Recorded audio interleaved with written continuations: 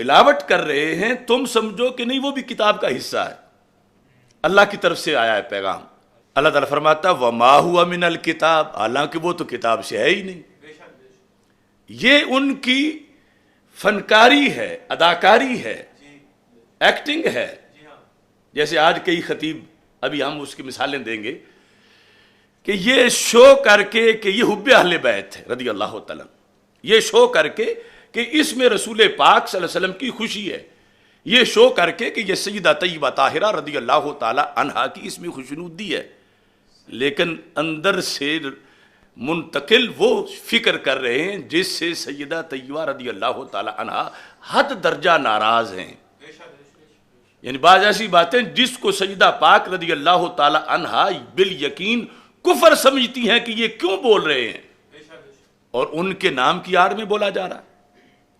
تو اللہ تعالیٰ فرماتا ہے کہ وَيَقُولُونَ هُوَ مِنْ عِنْدِ اللَّهِ، یعنی اپنی واردات سے ایک مطلب بنا کر کہتے کہ ہیں یہ اللہ کی طرف سے آیا ہے، یہ اللہ کا فرمان ہے، یہ دین ہے۔ تو اللہ تعالیٰ فرماتا ہے وَمَا هُوَ مِنْ عِنْدِ اللَّهِ، حالانکہ یہ اللہ کی طرف سے نہیں آیا، انہوں نے گھڑا ہوا ہے یہ مفہوم۔ یہ قرآن ہے، اس میں قیامت تک کی خبریں ہیں، اس میں قیامت تک کے اندھیروں کا علاج ہے۔ تو ہمارے آقا صلی اللہ علیہ وسلم نے فرمایا تھا، جب پوچھا گیا یا رسول اللہ صلی اللہ علیہ وسلم آپ نے فتنوں کی تو بات بتائی کہ فتنے بڑے آئیں گے، تو ان فتنوں سے نکلیں گے کیسے؟ تو میرے آقا علیہ السلام نے فرمایا کہ یہ قرآن اس لیے تو دے کے جا رہا ہوں تمہیں کہ اس میں قیامت تک کی جو واردات ہوگی اس سے نمٹنے کا طریقہ موجود ہے، کہ جب بھی کسی طرح کا کوئی فتنہ پرور جو اپنوں کے روپ میں غیروں کا کام کرنے کا کردار ادا کر رہا ہو، جب بھی کوئی آئے گا تو قرآن تمہیں بتائے گا کہ اس طرح کی وارداتیں پہلے بھی ہوتی رہی ہیں۔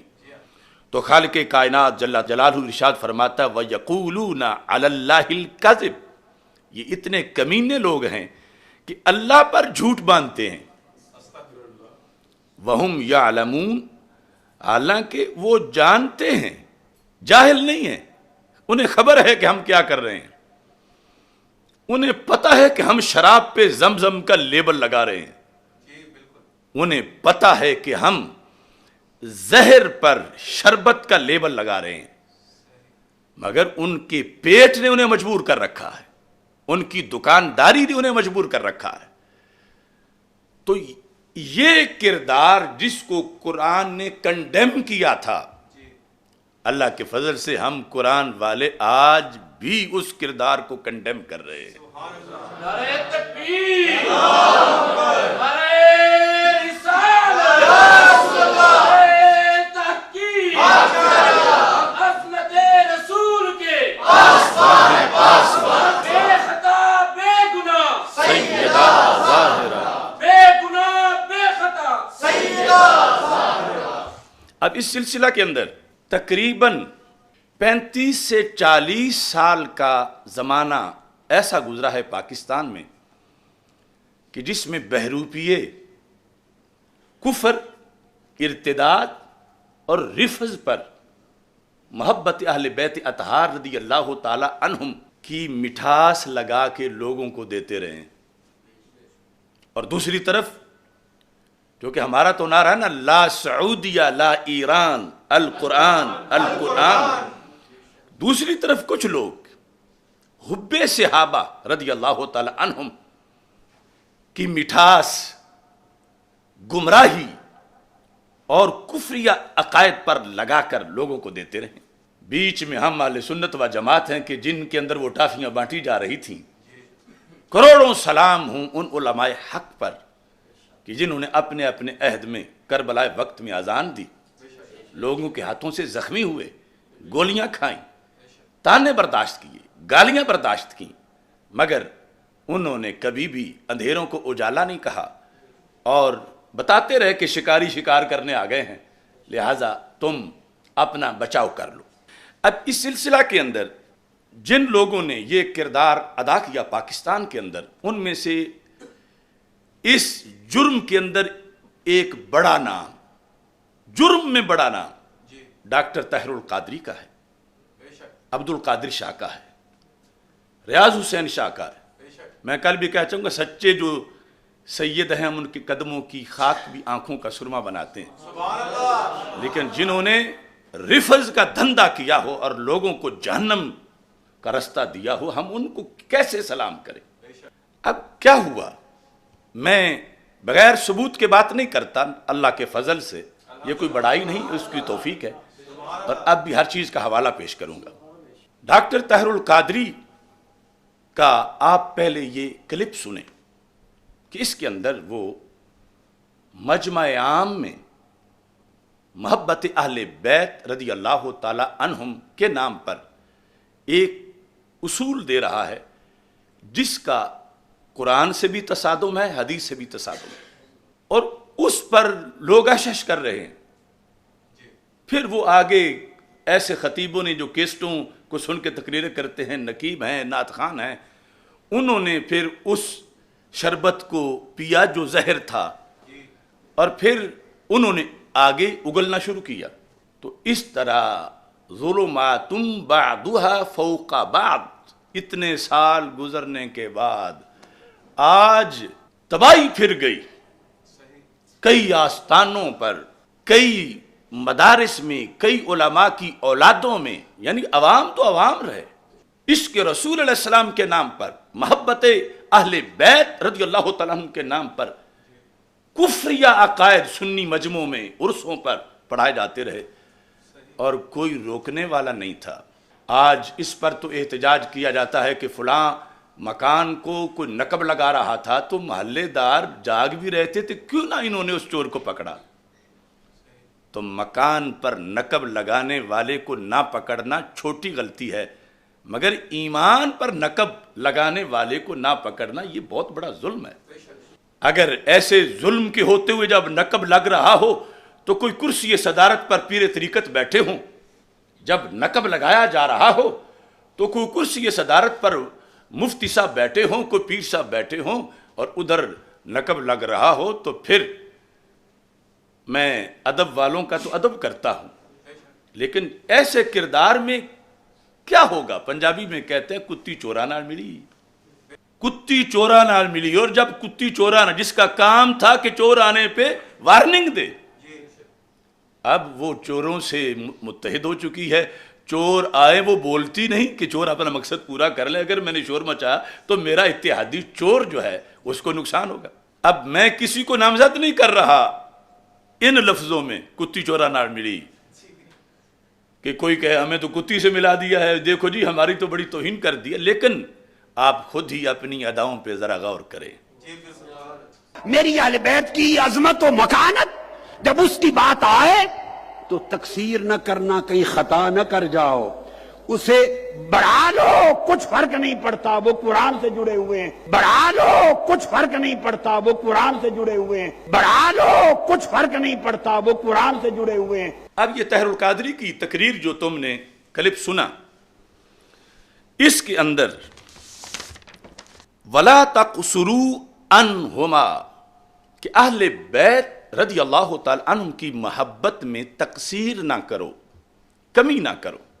यकीनन ये सच्चा फरमान है हमारे आका सल्लल्लाहु अलैहि वसल्लम का, और कमी जायज़ नहीं, कसरत बहुत अच्छी है। मिसाल के तौर पर तुम अहले बैत अतहार रज़ी अल्लाह तआला अन्हुम का तज़किरा साल में 2 जलसों में नहीं 20 जलसों में करो, रोजाना करो, यह है कसरत। तुम उन पे कसरत से दुरूद पढ़ो, तुम उनके नाम पर कसरत से सदका व खैरात करो, तुम उनके मुकद्दस नामों पर अपनी औलादों के नाम रखो, तो उनके नामों पर मदारिस बनाओ, मसाजिद बनाओ, ज्यादा से ज्यादा बनाओ। ये सब कसरत है। लेकिन ये कहकर आगे से ये कानून देना कि अगर शान उनकी बयान करते हुए हद से बढ़ भी जाओ तो कोई हर्ज नहीं, हद से, यहां से यह मतलब निकालना कि उनकी शान में कमी नहीं होनी चाहिए, अगर हद से बढ़ जाओ तो फिर कोई हर्ज नहीं है, यानी बढ़ा लो तो कोई फर्क नहीं, बढ़ा लो, تو کوئی فرق نہیں, کمی نہیں ہونی چاہیے. تو ہمارا اس پر اتفاق ہے, کمی نہیں ہونی چاہیے اور کثرت ہونی چاہیے. مگر بڑھا لو کہہ کر ان کا جو درجہ قرآن و سنت میں ہے اس سے آگے لے جاؤ, یہ رافضیت ہے جس پر ہمارے آقا صلی اللہ علیہ وسلم نے, ہمارے دین نے روکا ہے. مثال کے طور پر مسند امام احمد بن حنبل میں اور دیگر بہت سی کتابوں میں یہ حدیث شریف موجود ہے. مشکات شریف میں 6102 نمبر پہ وہ حدیث ہے کہ ہمارے آقا صلی اللہ علیہ وسلم نے اہل بیت اطہار علیہم الرضوان کی محبت کے لحاظ سے جہاں گھٹانے سے منع کیا ہے وہاں بڑھانے سے بھی منع کیا. یعنی گھٹانا ہے تنقیص کرنا, ان کا جو شریعت میں مقام و مرتبہ ہے اس سے ان کو نیچے ماننا. نیچے ماننا یہ ہے کہ تقصیر نہ کرو, کمی نہ کرو, کہ مقام و مرتبہ جو رب نے دیا ہے اس سے نیچے. مثلا جو مقام و مرتبہ تابعین کا ہے اس پر ان کو کھینچ کے نہ لے آؤ. صحابہ کا مرتبہ جو ہے ان کو تابعین کے مرتبے پہ نہ لاؤ, یہ کمی ہوگی. ایسی اہل بیت اطہار علیہم الرضوان کا جو مرتبہ ہے اس کو 10 صدی بعد کے ولیوں کی طرف کھینچ کے نہ لے آؤ. ان کا جو مقام و مرتبہ ہے اس کو اس پر مانو, کمی نہ کرو. اور کمی کے ساتھ ہی حکم ہے کہ بڑھاؤ بھی نہیں. اور اس پر ہمارے آقا صلی اللہ علیہ وسلم کا یہ واضح فرمان ہے. اور میں یہ سمجھتا ہوں فرض ہے ہر خطیب پر اس وقت کہ یہ حدیث پڑھ کے سنائے, فرض ہے ہر پیر پر. اب ادھر طاہر القادری کہہ رہا ہے بڑھا لو. ابھی تم نے لفظ سنے, میں بار بار وہ آپ کو سناتا ہوں کہ بڑھا لو کچھ فرق نہیں پڑتا. بڑھا لو کچھ فرق نہیں پڑتا. بڑھا لو کچھ فرق نہیں پڑتا, وہ قرآن سے جڑے ہوئے ہیں. یعنی اب اہل بیت اطہار علیہم الرضوان کے مقام سے بڑھانے کا مطلب کیا؟ اوپر نبوت کا مقام, وہاں لے جاؤ, نبوت کے برابر کر لو, کوئی فرق نہیں پڑتا ان کے بقول. یا نبوت سے بھی اونچے لے جاؤ, یا الوہیت میں لے جاؤ, یا الوہیت سے بھی اوپر لے جاؤ, کوئی فرق نہیں پڑتا. اب دیکھو یہ کن لوگوں کا مذہب ہے. اب یہ بھی آپ دیکھ لیں. ہم مولا علی کو انبیاء کے برابر نہیں مانتے, ہم مولا علی کو انبیاء سے افضل مانتے ہیں, ہم مولا علی کو انبیاء سے افضل مانتے ہیں. یہ لوگ مخالف فرقے کے ہیں اور انہوں نے ایک پرندہ پالا ہوا ہے شکار کرنے کے لیے.